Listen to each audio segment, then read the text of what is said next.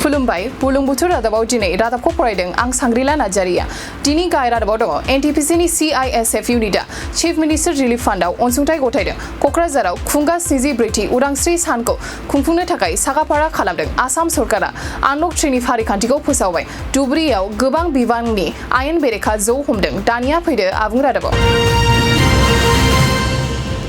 Bongaigaon thermal power project आरो सालाकाटियाव थानाय एनटिपिसिनि CISF इउनिटआ दिनै 14 आगस्त खालि चिफ मिनिस्टार्स रिलिफ फान्डआव अनसुंथाइ गथायो रायजोआव कर'ना भाइरास आरो दै बानानि थासारिजों दावहा नांनो थाखाय CISF इउनिट बिबानगिरिफोरा गावसोरनि दान बान्थानिफ्राय रां बुथुमनानै गासै 51,000 रांखौ चिफ मिनिस्टार्स रिलिफ फान्डआव अनसुंथाइ महरै गथायो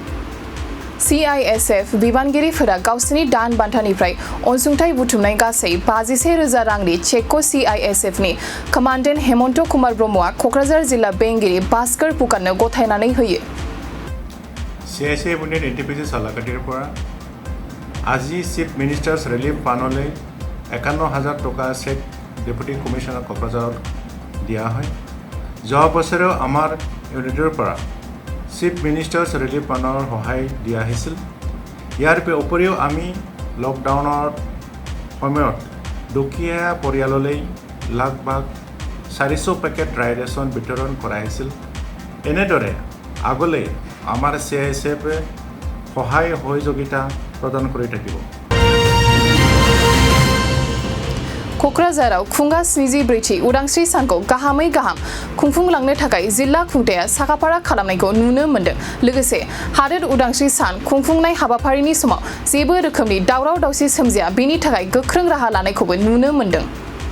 खौरांगिरिफोरजों मोगा-मोगि लानाय समाव क'क्राझारनि एडिशनेल SP र'जी रानी शर्माया बुङोदि उदांस्रि सान खुंफुंनायनि थाखाय साखाफारा खालामनाया गाहामैनो सोलिगासिनो दं लोगोसे रैखाथि बिथिङावबो गोबां बिथांखिफोरखौ लानाय जादों होननानै बिथाङा बुङो আমাৰ ব্যৱস্থা বহুত ভাল ধৰণে হৈছে নিৰাপত্তাৰ ক্ষেত্ৰতো আমি বিভিন্ন ধৰণৰ পদক্ষেপ হাতত লৈছোঁ আমাৰ মোবাইল নাকা চেকিং হৈ আছে ফিক্স নাকা চেকিংবিলাকতো আছেই আমি বিভিন্ন ভিতৰুৱা এলেকাটো সোমাই আমি চেকিং কৰাৰ ব্যৱস্থা কৰিছোঁ যাতে কোনো ধৰণৰ মানে একো ইয়াত অপ্ৰীতিকৰ অৱস্থাৰ সৃষ্টি নহয় লগতে আমাৰ ফিল্ডৰো ভাল কটকটীয়া নিৰাপত্তা ফিল্ডৰো গঢ়ি তোলা হৈছে য'ত পেৰেড গ্ৰাউণ্ড হয় তাত আৰু ইয়াত কৰোনা টেষ্টৰ ব্যৱস্থাও কৰা হৈছে আৰু খুব ভাল ধৰণে স্বাধীনতা দিৱস পাৰ হৈ যাব বুলি মই আশা কৰোঁ সোশ্যাল ডিষ্টেন্স মেইনটেইন কৰিব হয় নিশ্চয় কৰিম আমি সোশ্যাল ডিষ্টেন্সিং মেইনটেইন কৰিয়ে পেৰেড কৰিম আৰু পেৰেডৰ কণ্টিনজেণ্টবিলাকক যিটো প্ৰেক্টিছ আছে সেই প্ৰেক্টিছটো সোশ্যাল ডিষ্টেন্সিং মেইনটেইন কৰাই আমি কৰিছোঁ আৰু এইবাৰ স্কুলৰ পাৰ্টিচিপেণ্টছো নাই অকল আমাৰ পুলিচৰ ফালৰ পৰা 4টা টীমে ইয়াত অংশগ্ৰহণ কৰিব গতিকে সোশ্যাল ডিষ্টেন্সিং মেইনটেইন কৰি আমাৰ পেৰেডটো কৰা হ'ব কালি কি ধৰণৰ আকৰ্ষণীয় প্ৰগ্ৰাম থাকিব সংস্কৃতিক আকৰ্ষণীয় প্ৰগ্ৰাম এইটো চিভিল এডমিনিষ্ট্ৰেশ্যনৰ ফালৰ পৰা গম পাব আমাৰ পুলিচৰ ফালৰ পৰা আমি ইয়াতে এণ্টি চেবটেজ চেক কৰিছোঁ ডগ স্কোৱাড আনি পেলাই আমি ফিল্ডৰ চেকিং কৰিছোঁ লগতে চাৰিওফালৰ নিৰাপত্তাৰ কাৰণে CCTV ব্যৱস্থাও কৰা হৈছে এইখিনি নিৰাপত্তাৰ দিশৰ পৰা আমি কটকটীয়া কৰি গঢ়ি তুলিছোঁ ক'ক্ৰাঝাৰ সাজু হৈছে পূৰা সাজু হৈছে হয়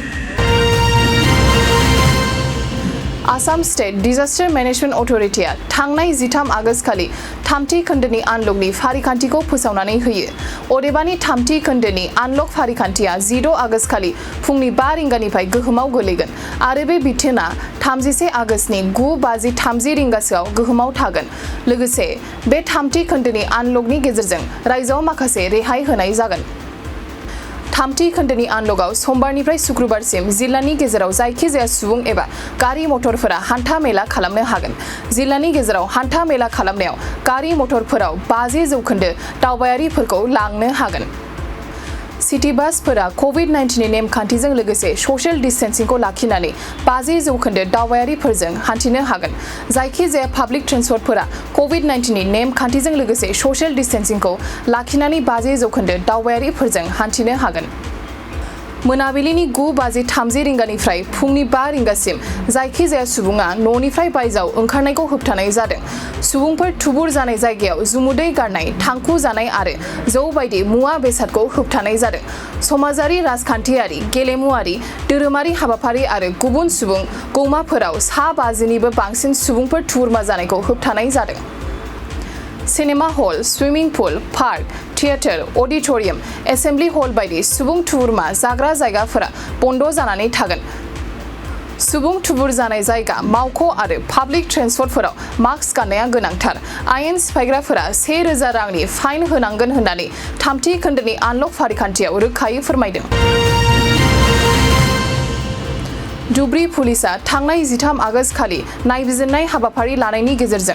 10 लाख रांनि आयेन बेरेखा जौ हमनो हायो लोगोसे धुब्री पुलिसा आयेन बेरेखा जौ रोगानाय ट्राकनि सालायगिरि एबा ट्राकनि बिगोमाखौबो एक्साइज एक्टनि सिङाव हमनाय जायो होननानै मिथिनो मोननाय जादों हमजानाय ट्राक सालायगिरि एबा ट्राकनि बिगोमाखौ महाराष्ट्र राज्योनि पालघर जिल्लानि पालघर थानानि सिङाव थानाय बासाइ गामिनि थागिबि रामचरणनि फिसाज्ला बिकाश कुमार होननानै सिनायथिदों MH48AY 9531 नम्बरनि ट्राक बिगोमाया गासै मोन 200 आयेन बेरेखा जौनि कार्टुनफोरखौ जिगाबनि सिङाव सोनानै लाबोखुमादोंमोन